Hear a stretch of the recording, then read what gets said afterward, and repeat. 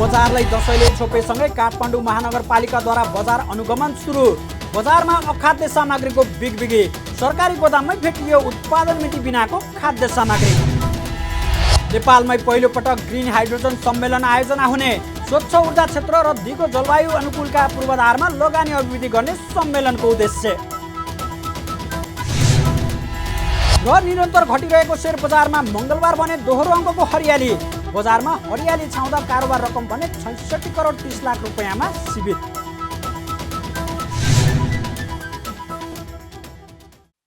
हामी छौं पल पल तपाईसँग, हिमाल पहाड तराईसँग, साथ छ हाम्रो बढ्ने कदमलाई। सलाम छ ती पोरखी हातहरूलाई, जिन्दगी सजाइदिन्छौँ हामी, हर सासको साथी बन्छौँ हामी। सुरक्षा अनि समृद्धि प्राण छ हाम्रो, हर आफू पनि बचौँ अरूलाई पनि बचाऊ। आजै नेपाल लाइफमा जीवन बिमा गरौँ। हामी हौ नेपाल लाइफ, किनकि जीवन अमूल्य छ। नमस्कार, कारोबार समाचारमा स्वागत छ। अब समाचार विस्तारमा। काठमाडौँ महानगरपालिकाले दसैँ पर्व नजिकैसँगै बजार अनुगमन सुरु गरेको छ। मङ्गलबार महानगरपालिकाकै उपमेयर डङ्गोल नेतृत्वको टोलीले दसैँ लक्षित बजार अनुगमन गरेको हो। उपमेयर डङ्गोलको टिमले टुकुचा स्थित तरकारी बजार, खाद्यान्न पसल र मासु पसल तथा खाद्य व्यवस्था तथा व्यापार कम्पनी लिमिटेडको स्टोरहरूमा अनुगमन गरेको छ। टोलीले महानगरभित्र रहेको भित्री पसलहरूमा गएर सामानको बिल, रजिस्ट्रेसन गरे नगरेको सामानको उत्पादन मितिको जाँच गरेको थियो। बजार अनुगमनका क्रममा सञ्चारकर्मीहरूसँग कुराकानी गर्दै उपमेयर डङ्गोलले बजारमा अखाद्य वस्तु धेरै बेचिरहेको पाइएको बताउनुभयो। उहाँले कतिपयलाई दर्ता गराउने कुराहरू नै थाहा नभएको र उनीहरूलाई सचेत गराइएको बताउनुभयो। उहाँले बेच्ने पात्र नभई किन्ने मानिसहरूमा पनि अखाद्य सामग्रीको पहिचान गर्न नसकेको पाइएको बताउनुभयो। उपमेयर डङ्गोलले अनुगमनको क्रमलाई दसैँपछि पनि निरन्तरता दिने प्रतिबद्धता जनाउनुभयो। उहाँले जानेर बजारमा उपभोक्तालाई ठग्ने र अखाद्य सामग्री बेच्नेहरूलाई कानुनअनुसार कारवाही गर्ने चेतावनी दिनुभयो। आजको अहिले बिहानदेखि हेर्दाखेरि हामीले धेरै जसो हेर्दाखेरि चाहिँ अखाद्य र खाद्य हो कि होइन भन्ने कुरा चाहिँ किन्ने मान्छे पनि अवेर नभएको चाहिँ हामीले देख्यौँ। बेच्ने मात्र मान्छे होइन कि किन्ने मान्छे पनि यो कुरामा त्यति धेरै अवेर नभएको पनि हामीले देखेका छौँ। त्यसको मतलब हामीले यो बारेमा धेरै अवेरनेस फैलाउन जरुरी रहेछ भन्ने कुरा पनि देख्यौँ। र आज सरस्वती हामी जति ठाउँमा गयौँ त्यहाँ चाहिँ अखाद्य नै बेचिरहेको देखेनौँ। जस्तो यहाँ पनि प्याकेजिङको प्रब्लमहरूको कुराहरू आयो, कति कुरा चाहिँ अखाद्य कुरा पनि खाद्यसँग मिसाइएको पनि कुरा आयो। तर त्यो कुराहरू चाहिँ सुधार्न सक्ने पक्षहरूलाई हामीले पहिलो प्राथमिकता नै दिएका छौँ। र डेटको कुराहरू हेरिराख्दाखेरि पनि अघि पनि उठेको थियो। डेट एक्सपायर भइसकेको छैन, तर क्लोज टु एक्सपायरी डेट चाहिँ भएकोहरूलाई पनि हामीले बजारमा नलग्नको लागि हामीले सुझाव पनि त्यसरी नै राखेका छौँ। यो दसैँ अगाडि मात्र गरिने काम चाहिँ होइन, दसैँभन्दा पछाडि हामीले रेगुलर बेसिसमा नै टिम बनाएर रेगुलर बेसिसमा नै अनुगमन भइरहेको छ। दसैँ अगाडि आउँछ, दसैँ सक्यो भन्ने चाहिँ हुँदैन। अनुगमनका क्रममा खाद्य विभागमा उत्पादित मिति मेटिएको खाद्य सामग्री पाइएको थियो, जसमा खाद्य व्यवस्था तथा व्यापार कम्पनी लिमिटेडकी तर्फबाट बागमती प्रादेशिक प्रमुख ज्ञानु थापाले मिति सकिएको खाद्य सामग्री विभागले नबेचेको दाबी गर्नुभयो। उत्पादित मिति नै मेटिएको खाद्य सामग्री भेटियो नि भन्ने सञ्चारकर्मीहरूको प्रश्नमा कतिपय सामान उत्पादित कम्पनीबाट आउँदै मेटिएको हुने र विभागले भने उपभोक्तालाई अखाद्य सामग्री नबेचेको स्पष्ट पार्नुभयो। उहाँले विभागबाट भएका कमजोरीलाई आगामी दिनमा सच्याउने प्रतिबद्धता पनि जनाउनुभयो। यस्तै उहाँले यस वर्षको दसैँका लागि विभागले 1800 खसी बोका र 500 च्याङ्रा ल्याउने तयारी गरेको पनि जानकारी दिनुभयो।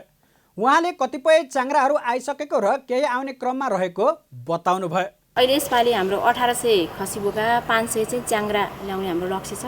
अब कतिपय च्याङ्राहरू हाम्रो गोदाममा पनि हाम्रो उसमा पनि प्राप्त भइसकेको छ, अझै आउने क्रममा छ, बाटोमै छ होइन। मूल्यको कुरा त म बिक्री गर्ने हाम्रो यो कार्यान्वयन गर्ने निकाय हो, मलाई व्यवस्थापनबाट विभागबाट सम्बन्धित विभागबाट यो बिक्री लागत हाम्रो कायम गरेपछि बिक्री मूल्य दिइसके पछाडि मार्च गर्छ। त्यो सम्भवतः 13 गते अथवा 12 गते पनि हुनसक्छ। अनुगमनको क्रममा उपभोक्ता अधिकार अनुसन्धान मञ्चका अध्यक्ष माधव तिमल सिन्हाले उपभोक्तालाई खाद्य सामग्री प्रदान गर्ने कुरामा राज्य जिम्मेवार नबनेको आरोप लगाउनुभयो। उहाँले महानगरले गरेको आजकै अनुगमनमा पनि सरकारी संस्थाहरूमा नै अखाद्य सामग्री फेला परेको भन्दै आक्रोश व्यक्त गर्नुभयो। उहाँले उत्पादक र आयातकर्ताको स्पष्ट ठेगाना बिनाका खाद्य सामग्रीहरू धेरै भेटिएको उल्लेख गर्दै यस्ता सामग्री बिक्री गर्न कानुनले नै वर्जित गरेको बताउनुभयो। यस्तो संस्थानहरू जुन खाद्य व्यवस्था व्यवहार कम्पनी लिमिटेड, दुध विकास संस्थान लगायतका निकायहरू चाहिँ अझ बढी सबभन्दा बढी सेन्सिटिभ हुनुपर्छ, नागरिकपछि जिम्मेवार बन्नुपर्छ र देखिएका भरमा हामीले अखाद्य भन्न सक्दैनौँ। त्यही भएर यो जुन अनुगमन पनि के छ भन्दाखेरि हामीले बारम्बार भनेका छौँ यो अनुगमन चाहिँ स्थायी संयन्त्र मार्फत सबैभन्दा बढी व्यवस्थित नियमित पनि अनुगमन हुनु पर्यो। अहिले अनुगमन नियमित हुन सकेको अवस्था छैन। आज हामी लगभग घटस्थापनाको भोलिपल्ट काठमाडौँ महानगरपालिकाले नेतृत्व गरेको अनुगमनमा म पनि टोली सदस्यको रूपमा जुन आएँ, आउँदै गर्दाखेरि यो के हो भनेर भने नेपालको संविधानले नै स्थानीय बजार व्यवस्थापन अनुगमन जिम्मेवार स्थानीय तहले दिएको छ नि त, जिम्मेवार बन्नु पर्यो। आज हामीलाई कुनै शङ्का छ भने हामी नमुना पनि लिनु पर्यो नि त। हामीले यहाँ नमुना लिन सकेनौँ, नमुना लिएका छैनौँ। नमुना लिएर नमुना परीक्षण गरिसकेपछि मात्रै त्यो खानेकुरा खाद्य अखाद्य भन्न सक्नुपर्छ। देखिएको भरमा यो राम्रो छ भने भन्न सकिँदैन, यो नराम्रो भन्न सकिँदैन। त्यस कारणले सबभन्दा ठुलो कुरा चाहिँ सङ्घीय सरकार सबभन्दा बढी जिम्मेवार बन्नु पर्यो र सँगसँगै त्यो स्थानीय सरकार सबैभन्दा अझ बढी चाहिँ जिम्मेवार बन्नुपर्छ। नागरिकको सबैभन्दा पहिले भेट्ने सरकार भनेको स्थानीय सरकार हो। तर विडम्बना यो चाहिँ एउटा विडम्बना साथ भन्नुपर्छ, स्थानीय सरकार पनि नागरिक हितप्रति, स्वच्छ बजारप्रति, प्रतिस्पर्धी बजारप्रति, अखाद्य वस्तुहरूको उत्पादन बेचबिखन भन्दा नियन्त्रण र उत्पादन नियन्त्रणप्रति चाहिँ जिम्मेवार भएको पाएको छैन। दसैँ नजिकैसँगै सरकारका सम्बन्धित निकायहरूले पनि दसैँ लक्षित वस्तु बिक्री हुने पसल तथा कारखानाको अनुगमनलाई तीव्रता दिएका छन्। आज विश्व पर्यटन दिवस नेपालमा पनि विभिन्न कार्यक्रम गरी मनाइएको छ। विश्व पर्यटन दिवसको अवसरमा मङ्गलबार ठमेल पर्यटन विकास परिषदले काठमाडौँमा प्रभात फेरी गरेको छ। काठमाडौँको त्रिदेवी मार्ग हुँदै क्षेत्रपाटी, सोह्रखुट्टे, लैनचौर हुँदै पुनः त्रिदेवी मार्गमा आएर समापन भएको हो। विभिन्न बाजागाजा सहित प्रभात फेरी गरिएको छ। प्रभात फेरी कार्यक्रमपछि बोल्दै ठमेल पर्यटन विकास परिषदका अध्यक्ष भविश्वर शर्माले विभिन्न पर्यटनसँग सम्बन्धित संस्थाको व्यक्तिहरू भेला भएर विश्व पर्यटन दिवसको अवसरमा प्रभात फेरी गरेको बताउनुभयो। उहाँले आज दिउँसो स्थानीय र विभिन्न सङ्घ संस्थाहरूसँग मिलेर सांस्कृतिक कार्यक्रम गर्ने बताउनुभयो। त्यस्तै आज नै परिषदले विभिन्न क्लबसँग मिलेर रक्तदान लगायतका कार्यक्रम गर्ने पनि बताउनुभयो। आज यो विश्व पर्यटन दिवसको कार्यक्रममा अहिले हामी छौँ र अहिले हामीले चाहिँ ठमेल टुरिज्म डेभलपमेन्ट काउन्सिलद्वारा आयोजित विभिन्न टुरिज्म सम्बन्धी सङ्घ संस्था, लायन्स क्लबहरू, नेपाल टुरिज्म बोर्ड लगायतका पर्यटनसित आबद्ध सबै सङ्घ संस्थाहरू यहाँ हुनुहुन्छ र अहिले भर्खर हामीले यो प्रभात फेदी समापन गर्ने क्रममा यहाँ आइपुगेका छौँ। प्रभात फेदीको र्याली सिद्धाएर यहाँ आइपुगेका छौँ। अब हाम्रो 2 बजेपछि ठमेलमा विभिन्न सांस्कृतिक कार्यक्रमहरू जस्तै मङ्की डान्स, देवी नाच, लाखे नाच र पञ्चेबाजा सहितको र्याली छ फेरि र बेलुका 5 बजेदेखि 6:30 बजेसम्म हाम्रो फर्मल कार्यक्रम छ र यो वर्ल्ड टुरिज्म डेलाई सेलिब्रेसन गर्नको लागि हामीले विभिन्न अतिथिहरूलाई बोलाएका छौँ र सबै सङ्घ संस्थाहरू, टुरिज्मसित आबद्ध सबै सङ्घ संस्थाहरूको सहभागितामा हामीले बेलुका 5 बजेदेखि 6:30 बजेसम्म एउटा कार्यक्रम गर्नेछौँ र आज दिउँसो हामीले यी विभिन्न सांस्कृतिक कार्यक्रमको साथसाथै ब्लड डोनेसनका कार्यक्रमहरू छन् र लायन्स क्लबसँग मिलेर हामीले यो ब्लड डोनेसनको कार्यक्रम, हेल्थ क्याम्पहरू चलाउने उसमा लागेका छौँ। कार्यक्रममा लायन्स क्लब काठमाडौँका जिल्ला अध्यक्ष उत्तम झाले नेपालमा पर्यटन क्षेत्रको अपार सम्भावना भए पनि फाइदा लिन नसकेको बताउनुभयो।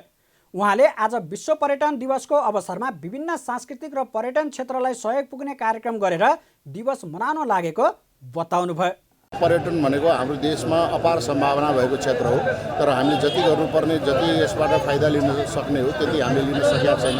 तथापि अहिलेसम्म हामीले जे गर्दै आएका छौँ त्यो सन्तोषजनक नै मान्नुपर्छ र विगतमा भूकम्प र त्यसपछि आएर फेरि यो कोभिडले पर्यटन क्षेत्रलाई निकै नै नराम्रोसँग प्रभावित गरेको छ।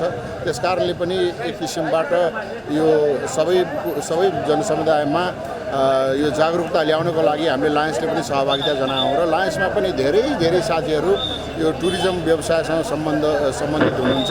त्यसकारण उहाँहरूलाई एक किसिमले हौसला प्रदान गर्नको लागि पनि अरू लायन्स साथीहरूको समेत सहभागितामा आज हामीले प्रभात फेरी कार्यक्रममा सहभागिता अनि हाम्रो लायन्सको एउटा सिग्नेचर प्रोग्राम छ, विशेष गरिकन मधुमेह रोगको चाहिँ जाँच अनि ब्लड डोनेसन हामीले रक्तदान कार्यक्रम पनि सञ्चालन गरेका छौँ।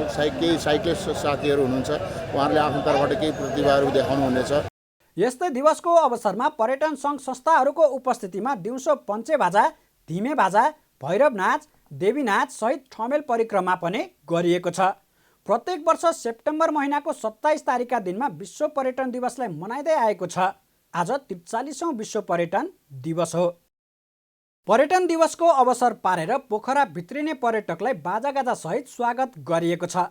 पोखरामा पर्यटन, उद्योग, वाणिज्य तथा आपूर्ति मन्त्रालय गण्डकी प्रदेश, नेपाल पर्यटन बोर्ड गण्डकी प्रदेश र पोखरा पर्यटन परिषदको संयुक्त आयोजनामा मङ्गलबार पोखरा विमानस्थलमा पहिलो उडान मार्फत पोखरा पुगेका पर्यटकहरूलाई बाजागाजा सहित स्वागत गरिएको हो।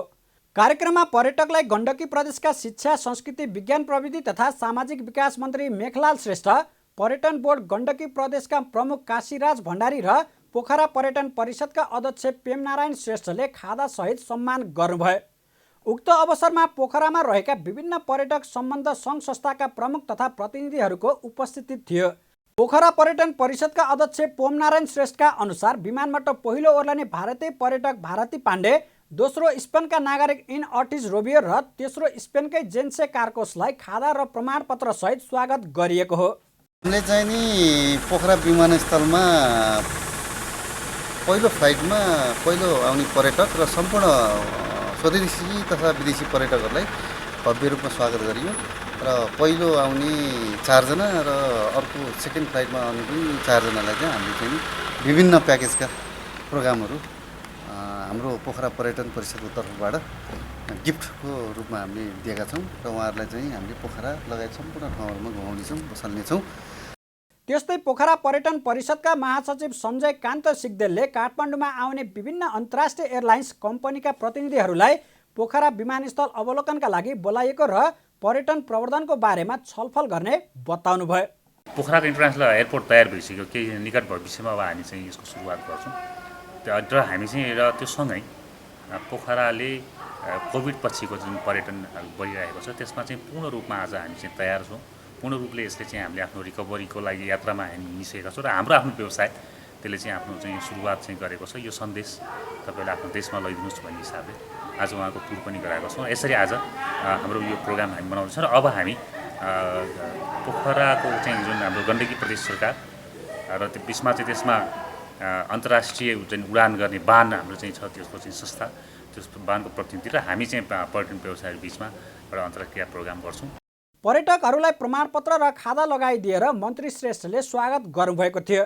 अध्यक्ष श्रेष्ठले उनीहरू 3 जना सहित पहिलो उडान मार्फत पोखरा भित्रने पर्यटकका लागि विभिन्न प्याकेजमा छुटको व्यवस्था गरिएको पनि जानकारी दिनुभयो। पर्यटन दिवसको अवसर पारेर पोखरा क्षेत्रीय अन्तर्राष्ट्रिय विमानस्थलको अवलोकन, अन्तर्क्रियासँगै पोखराको राष्ट्र बैङ्क चोक स्थित पर्यटन बस पार्कमा बसमा यात्रा गरेर आउने पर्यटकलाई स्वागत गरिएको छ। यसका साथै पोखरा स्थित विभिन्न पर्यटन सम्बन्ध सङ्घ संस्थाहरूले विभिन्न कार्यक्रम गरेर विश्व पर्यटन दिवस मनाउँदैछन् भने नयाँ विमानस्थल छिटो सञ्चालनमा ल्याउन समेत माग गरेका छन्। साँझ पोखराको लेक साइडमा मिनी सडक महोत्सवको आयोजना गरिएको छ।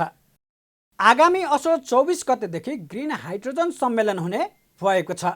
MIT group foundation, global NRN foundation, अर्थ मन्त्रालय र ऊर्जा, जलस्रोत तथा सिँचाइ मन्त्रालयको संयुक्त आयोजनामा आगामी असोज 24 गतेदेखि 2 दिन नेपाल ग्रिन हाइड्रोजन समिटको पहिलो संस्करण हुने भएको हो। नेपाल हरित हाइड्रोजन सम्मेलन पग्लिँदै गरेको हिमालका लागि एन्टिडोज भन्ने नाराका साथ आयोजना गरिएको उक्त समिटको मुख्य उद्देश्य जलवायु परिवर्तन असर न्यूनीकरण तथा आर्थिक समृद्धि हासिल गर्न स्वच्छ ऊर्जा क्षेत्र र दिगो जलवायु अनुकूलका पूर्वाधारमा लगानी अभिवृद्धि गर्ने रहेको आयोजकले मङ्गलबार पत्रकार सम्मेलन मार्फत जानकारी गराएको हो। MIT ग्रुप फाउन्डेसनका अध्यक्ष एवं गैरावासीय नेपाली सङ्घ NRNA का पूर्व अध्यक्ष शेष खलेले नेपालमा ग्रिन हाइड्रोजनको उत्पादनका लागि पूर्वाधार र स्रोत उल्लेख्य भए पनि व्यवसायिक रूपमा कसरी अगाडि बढ्न सकिन्छ भन्ने अध्ययन गर्न आवश्यक रहेको बताउनुभयो।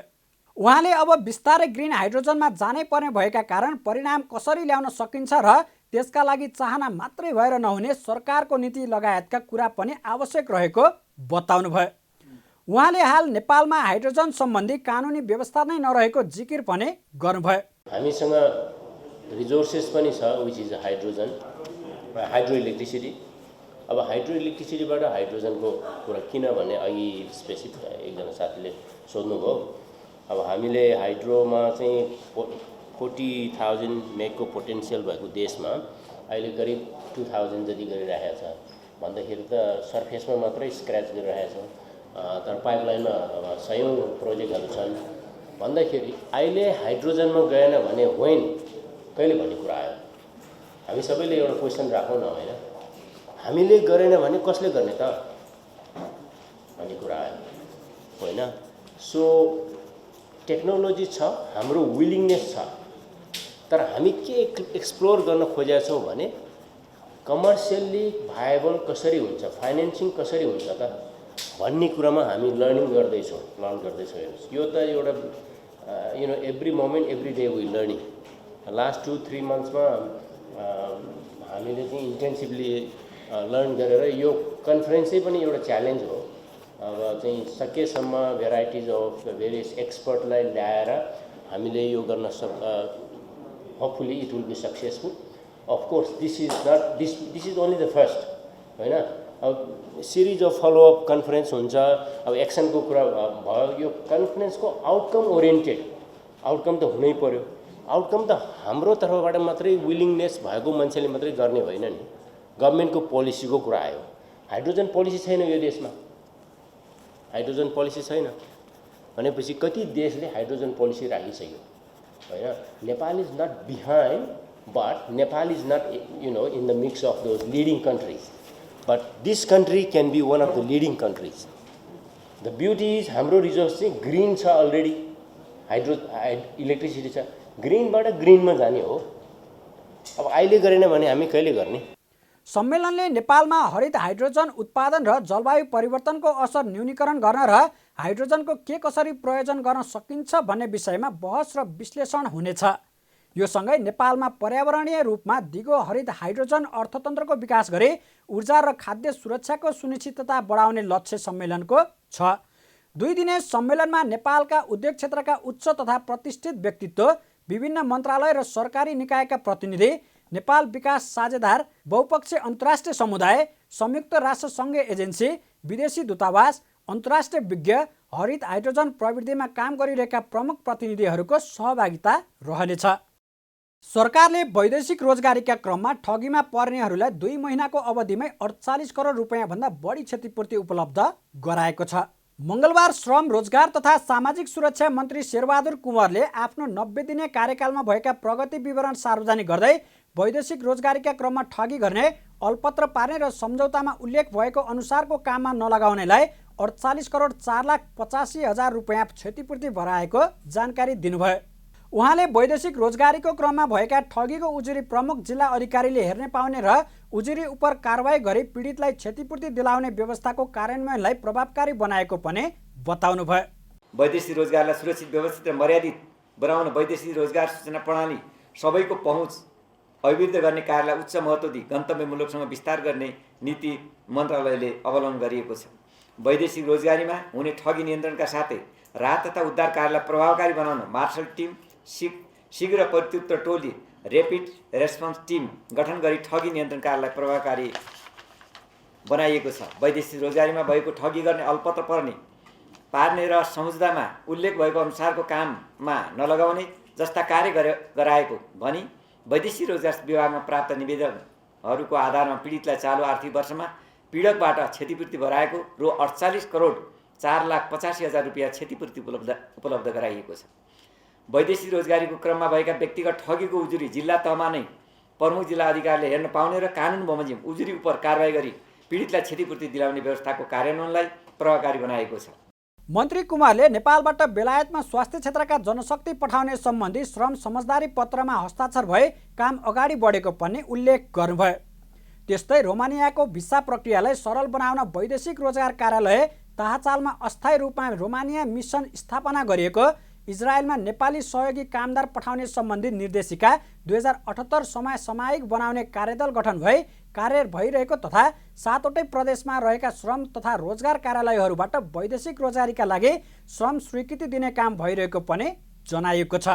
वैदेशिक रोजगारी नेपाल सरकार मन्त्रिपरिषदको मिति 79/2/31 गतेको निर्णयअनुसार नेपालबाट बेलायतमा स्वास्थ्य क्षेत्रका जनशक्ति पठाउने सम्बन्धी श्रम समझदारी पत्रमा नेपाल सरकारको तर्फबाट श्रम, रोजगार तथा सामाजिक सुरक्षा मन्त्रालयका सचिव र बेलायत सरकारको तर्फबाट नेपालका लागि बेलायती राजदूतले 2079 5/6 गते हस्ताक्षर भई कार्य अगाडि बढाइएको छ।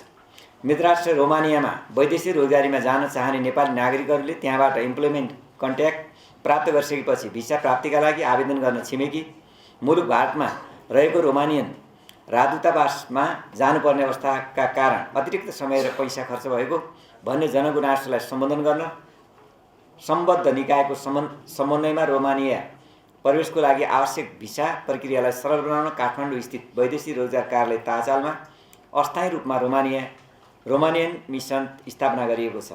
इजरायलमा नेपाली सहयोगी कामदार पठाउने सम्बन्धी निर्देशिका 2078 समसामयिक चलाउने कार्यदल गठन भई कार्य भइरहेको छ।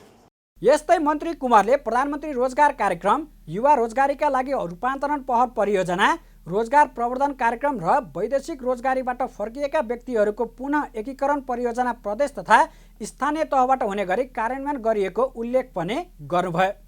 उहाँले श्रमिक अस्पतालको निर्माण सम्भाव्यता अध्ययन कार्यदलले अस्पताल निर्माण सम्भाव्य स्थलको पहिचान गर्ने सम्बन्धी प्रतिवेदन तयार भई जग्गा प्राप्तिको प्रक्रिया अगाडि बढेको, श्रम बजारमा प्रवेश गर्ने जनशक्तिलाई स्वदेशमै रोजगारी उपलब्ध गराउने उद्देश्यले व्यावसायिक सिप तथा तालिम प्रदान गर्ने कार्यक्रम सञ्चालन भइरहेको समेत बताउनुभयो। श्रमिक अस्पतालको निर्माण सम्भाव्यता अध्ययन कार्यदलले अस्पताल निर्माण सम्भाव्यता स्थलको पहिचान गर्ने सम्बन्धी प्रतिवेदन तयार भई तदनुरूप जग्गा प्राप्तिको प्रक्रिया अगाडि बढिरहेको छ। देशको श्रम बजारमा प्रवेश गर्ने सम्पूर्ण जनशक्तिलाई स्वदेशमा नै रोजगारी उपलब्ध गराउने उद्देश्यले उनीहरूको क्षमता विकास गरी व्यावसायिक सिप तथा तालिम प्रदान गर्ने कार्यक्रमलाई प्रभावकारी रूपमा सञ्चालन गर्ने काम भइरहेको छ। त्यसैगरी कम्तीमा 2 वर्ष सामाजिक सुरक्षामा योगदान गर्ने योगदानकर्ताहरूलाई 10 प्रकारका घातक रोग लागेमा 10 लाख रुपियाँसम्म उपचार खर्च प्रदान गर्ने व्यवस्था गरिएको समेत बताइएको छ। श्रम मन्त्री कुँवरका अनुसार सामाजिक सुरक्षा कोषमा सूचीकृत श्रमिकका स्नातक तहको प्रथम वर्षमा भर्ना भई अध्ययन गरिरहेका सन्ततिहरूलाई प्रत्येक प्रदेशबाट 12 जनाको दरले 84 जनाले स्वदेशी शैक्षिक संस्था अध्ययन गर्न छात्रवृत्ति प्रदान गरिने भएको छ। यसका लागि योगदानकर्ता सन्तति छात्रवृत्ति सञ्चालन कार्यविधि 2079 स्वीकृत गरिएको उहाँको भनाइ छ। निरन्तर घटिरहेको शेयर बजारमा हरियाली छाएको छ। पछिल्लो साता निरन्तर ओह्रालो लागेको शेयर बजार मापन गर्ने नेप्से परिसूचक मङ्गलबार दोहोरो अङ्कले उकालो लाग्दा बजारमा हरियाली छाएको हो। मङ्गलबारको परिसूचक 15.92 अङ्कले बढेर 1831.05 अङ्कमा पुगेको छ। यो अघिल्लो कारोबार दिनको तुलनामा 0.88%ले बढी हो। बजारमा परिसूचक बढे पनि कारोबार रकम भने घटेको छ। आइतबारको तुलनामा मङ्गलबारको शेयर कारोबार 40 करोड रुपैयाँले घटेको छ। आइतबार 1 अर्ब 7 करोडको शेयर कारोबार भएको बजारमा मङ्गलबार 66 करोड 30 लाख रुपैयाँमा सीमित भएको छ। दिनभर 229 कम्पनीको जम्मा 21,07,000 किता शेयर 16,823 पटक मात्रै किनबेच भएको छ। आज होटल तथा पर्यटन र म्युचुअल फन्ड समूह बाहेकका समग्र परिसूचक बढेको हो। बढेको बजारमा सामुदायिक लघुवित्त वित्तीय संस्थाको शेयर मूल्यमा सकारात्मक सर्किट लागेको छ भने गरिमा डिभेन्चर 2085 को शेयर मूल्यमा नकारात्मक सर्किट लागेको छ। आज सबैभन्दा बढी कारोबार रेडी पावर कम्पनीको भएको छ। कम्पनीको एकै दिन 2 करोड 85 लाख रुपैयाँ बराबरको शेयर कारोबार भएको छ, जसको शेयर मूल्य पनि बढेर प्रति किता 486 रुपैयाँ पुगेको छ।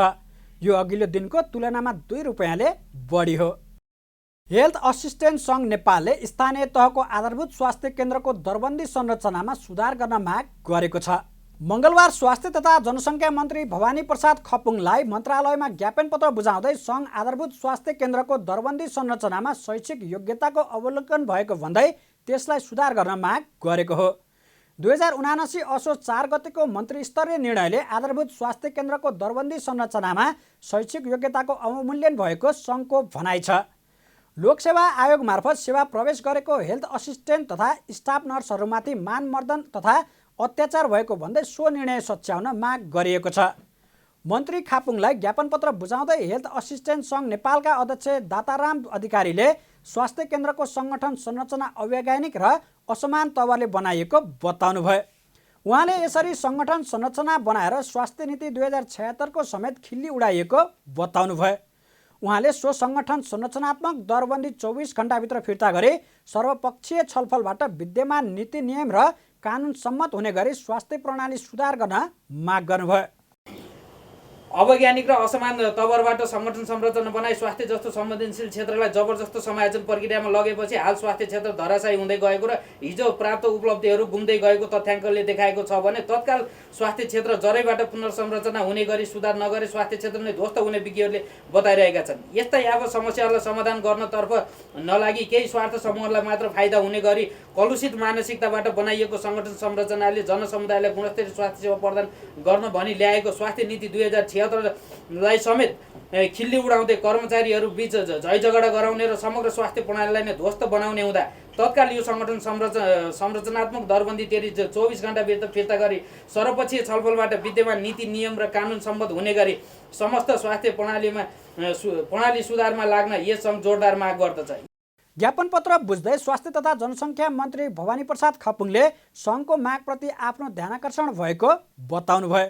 उहाँले यस विषयमा छलफल गर्ने र त्रुटि भएको ठाउँमा सच्याउने आश्वासन पनि दिनुभयो। यो अब कर्मचारीसँग सम्बन्धित शुद्ध प्राविधिक कुरा पर्या हुनाले अब यहाँले ध्यानाकर्षण गराउनु भएको छ, म धन्यवाद भन्न चाहन्छु। त्यसलाई चाहिँ यहाँहरूले भने अनुसारको के रहेछ अब हामी गम्भीर ढङ्गले चाहिँ बसेर छलफल गर्नेछौँ, त्यसलाई केलाउनेछौँ र अब त्रुटि आएर छ भने सच्याइनेछ। अब बुझाबुझै तलमाथि परेर छ भने बुझाबुझ गरौँला होइन। त्यसो भएको हुनाले अहिले मैले यही कुरा राखेँ, अब ध्यानाकर्षण गराउनु भयो, हामी छलफल गर्छौँ। हेल्थ असिस्टेन्ट सङ्घ नेपालले आफूहरूको माग सम्बोधन नभएमा चरणबद्ध आन्दोलनको कार्यक्रम घोषणा गर्ने चेतावनी पनि दिएको छ। हेल्थ असिस्टेन्ट सङ्घ नेपालले आफूहरूको माग सम्बोधन नभएमा चरणबद्ध आन्दोलनको कार्यक्रम घोषणा गर्ने चेतावनी पनि दिएको छ। राष्ट्रिय सभाका निवर्तमान सांसदहरूले सरकारले हस्तक्षेपकारी भूमिका खेलेकोले सङ्घीयता उन्मुख हुने खालका कानुन निर्माण गर्न नसकेको आरोप लगाएका छन्। राष्ट्रिय सभामा सत्तारूढ नेपाली काङ्ग्रेसका निवर्तमान सांसद राधेश्याम अधिकारी, नेकपा एमालेका निवर्तमान सांसद परशुराम मेगी गुरुङ र नेकपा एकीकृत समाजवादीकी निवर्तमान सांसद नन्दना चपाईले यस्तो आरोप लगाउनु भएको हो। नेपाल कानुन समाजले मङ्गलबार काठमाडौँमा आयोजना गरेको कार्यक्रममा सत्तारूढ दल नेकपा एकीकृत समाजवादीकी निवर्तमान सांसद चपाईले संविधान विपरीत गएर नागरिकता विधेयक रोक्ने काम राष्ट्रपति विद्यादेवी भण्डारीबाट भएको उल्लेख गर्दै त्यसबारे न्याय दिन न्यायालयको ध्यानाकर्षण गराउनुभयो। संविधानले अनुमति नदिएको सो विधेयक रोक्ने काम गरेर राष्ट्रपति भण्डारीले संविधान विपरीत काम गरेकाले न्यायालयले त्यसबारे जवाफ दिन ढिलाइ गर्न नहुने उहाँले पटक पटक दोहोर्याउनुभयो। नागरिकता विधेयक जनताले कति चाहे कति चाहेनन्, तर नागरिकता विधेयकमा धेरै लामो छलफल भइरहेको छ। नागरिकता विधेयक आवश्यकता छ पनि हामीले भनिरहेका छौँ।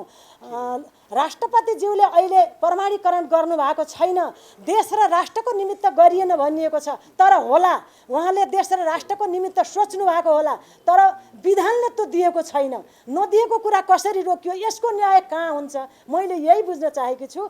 सत्तारूढ प्रमुख घटक काङ्ग्रेस निवर्तमान सांसद राधेश्याम अधिकारीले संसदको 5 वर्ष कार्यकाल सङ्घीयता उन्मुख हुनै नसकेको स्वीकार गर्नुभयो।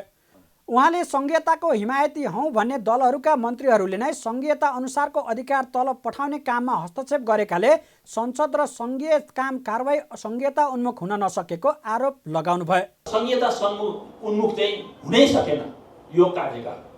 किन हुन सकेन भन्नुहुन्छ भने जो सङ्घीयताको हामी सबभन्दा ठुलो हिमायती हुन् भन्ने पार्टीका मान्छेहरू जो मन्त्री भएर आउनुभयो, उहाँको केन्द्रीकृत मानसिकताको कर्मचारीलाई त म सोध्दिनँ, ब्युरोक्रेसी त्यही कुरामा सेट पाउँछ, त्यो कुरामा केही छैन।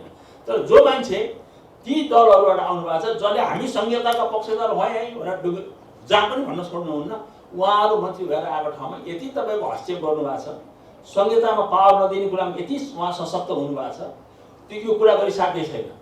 यता एमालेका निवर्तमान सांसद परशुराम मेगी गुरुङले संसदको काम कारवाहीलाई प्रभावकारी बनाउने हो भने सांसदहरूले खेल्ने भूमिका सूची नै बनाएर अघि बढ्नुपर्ने आवश्यकता औल्याउनु भयो। उहाँले दल र नेताहरू हाबी हुँदा संसदको काम कारवाही जनताको आकाङ्क्षा सम्बोधन हुने काममा केन्द्रित हुन नसकेको बताउनु भयो। हामी चाहिँ वास्तवमा संसदीय अभ्यासमा चाहिँ हामी वास्तवमा एज ए होल अहिले यो सबै कुरा हामी चाहिँ एउटा पाटोलाई मात्रै फोकस गरेर छलफल गरेको हो, लेजिस्लेसनको पाटो मात्रै। तर यो एज ए होल संसदको होल प्रक्रिया विधायकी र गैर विधायकी सबै कामको इभ्यालुएसन गर्ने हो भन्दाखेरि चाहिँ होलिस्टिक चाहिँ इभ्यालुएसन गर्ने हो भन्दाखेरि चाहिँ गर्न चाहिँ जरुरी हुने रहेछ भन्ने कुरो यसले देखाएर, यसले के देखायो भने मलाई अहिले लागेको के हो भन्दाखेरि गुरुङले विधायकीहरूले खुलापनका साथ छलफल गर्ने अवसर नपाएकाले सङ्घीय संसदको 5 वर्षे कार्यकाल उपलब्धिमूलक हुन नसकेको बताउनुभयो। कारोबार समाचारमा अब सुन चाँदी र विदेशी विनिमय दर सम्बन्धी जानकारी।